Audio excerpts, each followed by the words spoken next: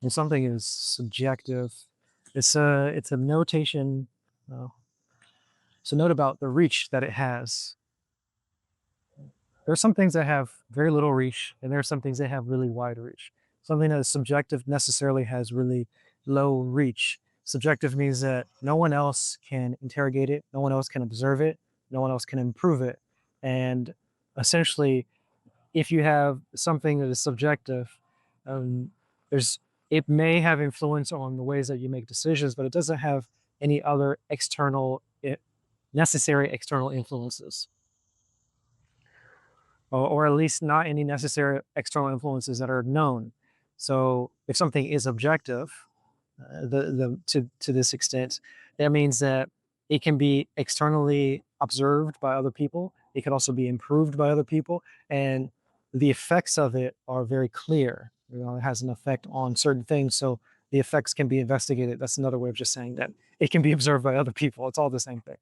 So if a work of art if we call a work of art subjective, that just means that the reasons why it is appealing to somebody are not widely known.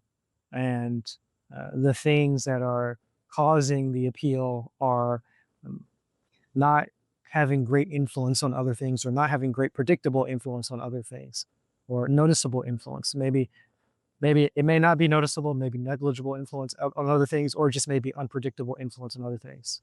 But something that is objective will have reliable influence, and it will be noticeable, a reliable and noticeable influence. And it could be investigated by anybody, and many people could improve it also. So, like, what I mean is that there will be some influence that is obvious or noticeable and reliable, and you could change it in such a way so that it is even more reliable or even more noticeable, or it affects more things, or it affects fewer things, however you want to do that. Since there is an external effect that is reliable, that means that some parts of it can be controlled and adjusted for. Whereas with something subjective, it cannot be externally validated, it cannot be externally observed at all, and the effects of it are not going to be obvious, noticeable at all, maybe, or predictable if it is noticeable. So that's the trouble with something that's subjective. Something that's subjective, that means that there's not any room for progress. There's no availability for progress because nothing can be improved, and all of the effects of whatever thing is happening are random or unpredictable. Random, unpredictable, unnoticeable. I'm not sure what word I want to say here is, but the effects are not obvious on the source of the effects. What is causing what is muddled with something that's being subjective, or something that is subjective.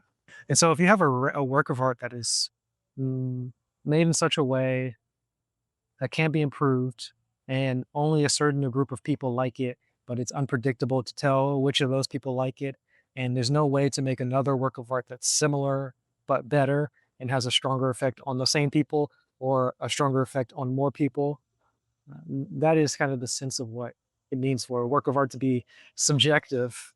If there's no reliable message or meaning that comes from it, or if there's nothing that can be abstracted from it and applied to another work of art, these are both forms of subjectivity, extents in which a work of art may be subjective.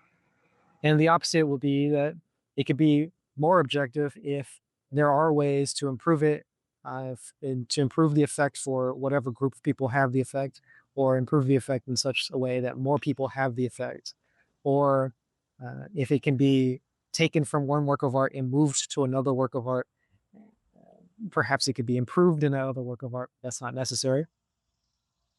Those will be examples of something that is objective. So it's more of a range here. There are these qualities that come with being subjective, and other qualities that come with being more objective. And a work of art can have more or less of each of those qualities in whatever number. I'm not really fully, I haven't given a full accounting of it. I haven't created a full accounting of it in my mind. So it's just a general idea of kind of what I think about in terms of subjective and objective art. and specifically subjective objective beauty, but just broadly speaking, subjective objective knowledge.